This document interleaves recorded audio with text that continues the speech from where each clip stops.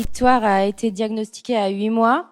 En 2 jours, en fait, on m'a parlé tout de suite de traitement, qu'il y avait la possibilité de sauver notre fille. Et Victoire a eu la chance d'avoir la thérapie en même pas 3 semaines. Donc ça a été vraiment très rapide. C'est vrai que c'est le rêve de tout chercheur d'arriver à concrétiser comme ça ses recherches et en voyant le résultat sur un enfant, sur Victoire.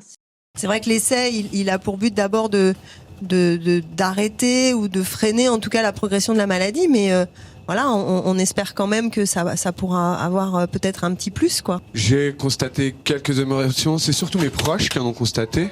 Donc voilà, c'était inespéré et ça a l'air d'être en train d'arriver. Dans la vie d'un chercheur, d'arriver à ce stade d'essai clinique, c'est une fierté, hein. On est vraiment content. C'est 10 ans de recherche, pas mal d'embûches, hein. On s'arrête, on repart, on réfléchit, on recommence, on espère. Et puis à un moment donné, on a l'approbation de démarrer l'essai clinique. On passe d'un enfant qui était prisonnier de son corps à un enfant qui en profite pleinement.